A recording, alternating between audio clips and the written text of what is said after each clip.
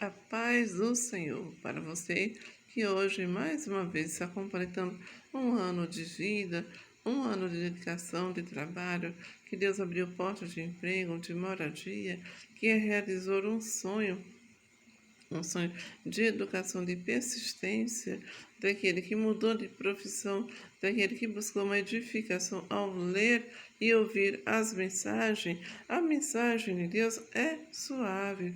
Ela edifica, instrui para uma mudança, para uma modificação, na qual você vive, na qual você tem entendimento do que a lei é certa para ajuizar, para modificar um ser humano, seja de honra, de idade ou de valorização de gênero. Então, eu quero dizer o quê? Que a pessoa pode ter uma definição, não foi Deus que exemplificou aqui na palavra.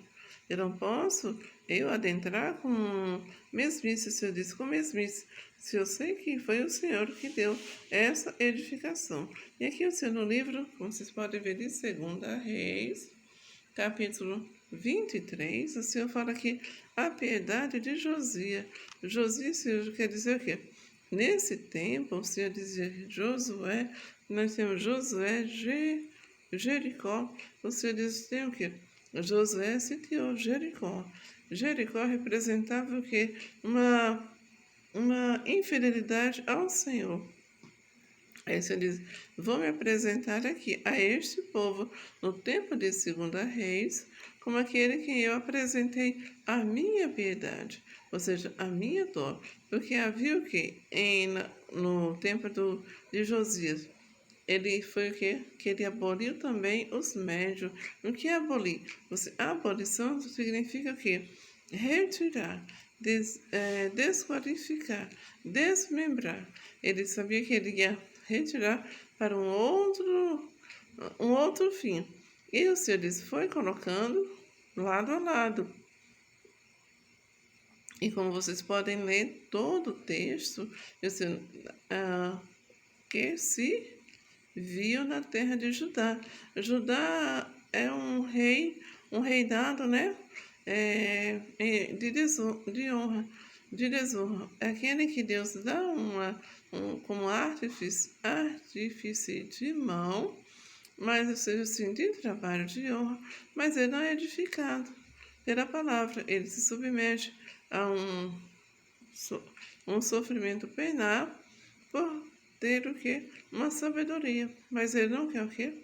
Ele não quer obediência, quer depois o quê? Não quer, como vou falar assim, traduzir, não quer se converter. O que é converter? Mesmo eu tendo uma dinâmica de favorecimento, de prosperidade, a prosperidade não vai me dar dignidade se eu não tiver um processo de conversão, porque a prosperidade você perverte a muitos e a si próprio, porque você não edifica a sua própria casa. Ou seja, você pensa mais na instrução que você vai dar à sua alma ao favor financeiro e durar todas as suas forças, segundo toda a lei de Moisés. E depois dele nunca se viu outro igual, porque foi edificando um lar, as forças com o quê? Com a valorização financeira. Não foi nenhum dia junto com nenhum em um lar em que pudesse levar a palavra do Senhor. E você diz, não precisa a pessoa moldurar uma circunstância de ódio, repúdio que Deus diz. Quem concede a prosperidade sou eu. Quem dá uma ajuda sou eu. Quem prepara aquele que eu vou dar como um engenheiro, um arquiteto, uma arquitetura de sonho eu vou realizar é Deus. Porque nada nasce de um conjunto de pensamento humano sem a ajuda do Criador. Às vezes eu vou falar para uma situação mais simples. Quando alguém acorda pela manhã, vamos falar assim, está numa situação, vamos falar assim, de dano precário, a pessoa fala, nossa, meu abastecimento de gás natural acabou. Então olha ali para o mar, está sequinha, vou lá e retiro. Qual foi a desonra? Quem fez o gás? Não é aquele que também faz a árvore para a lenha? Então, o que é que o Senhor falava aqui sobre o tempo de Josias? Ele falava o quê? Antes deles não houve rei que lhe fosse semelhante. Não houve rei ali para ajudar que fosse semelhante a quem?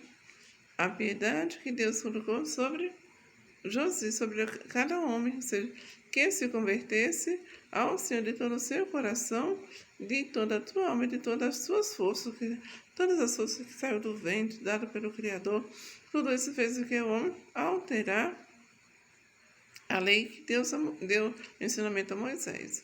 Então, eu queria que você entendesse esse entendimento quando você falar os mandamentos, quando você falar em Levítico a obediência, acerca da obediência do amor ao Criador. Deixa você hoje edificado, construído, para você poder modificar, para você ver como é uma separação. Às vezes acontece, as pessoas dizem, eu estava, como Neemias estava, vi Jerusalém em ruína, mas o que é que mais? Bom, você tem o quê? A compaixão.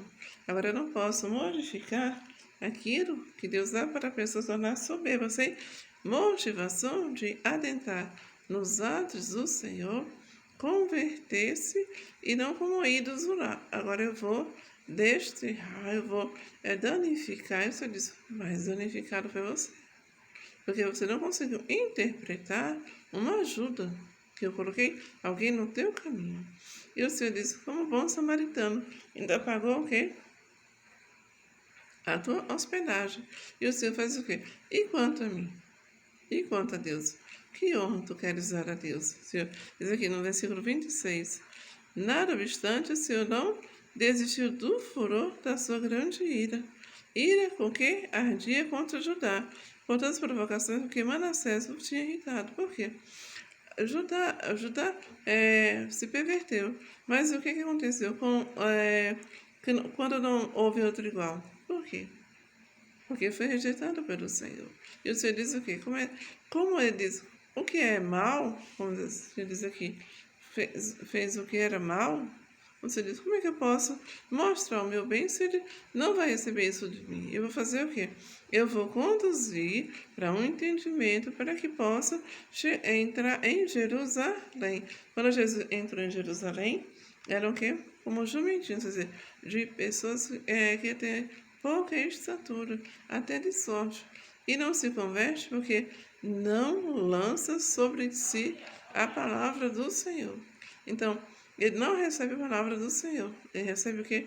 Anseios, desejos, que pode ser de bom ou de mal. Porque ele está atento ao que aconteceu consigo próprio e qualquer outro ser. Pergunta se ele conseguiu entender o que é a casa do Senhor. Então, vamos hoje ajudar a todo aquele que vive sobre a piedade que Deus colocou no livro de 2 Reis, capítulo 23, a partir do versículo do ano 24, no tempo de 2 Reis, depois da celebração da Páscoa. Viveram um tempo bom, mas ele não consegue o quê? Restaurar o nome do Senhor. Se não estiver no lugar que Deus planejou. O planejamento de Deus é quando o ser atribui a si um achado. Eu quero achar Deus, não quero achar todos aqueles que estavam comigo. Quero ser apresentado como aquele que converte o seu coração de todo e a soma de todas as suas forças no Evangelho do Senhor.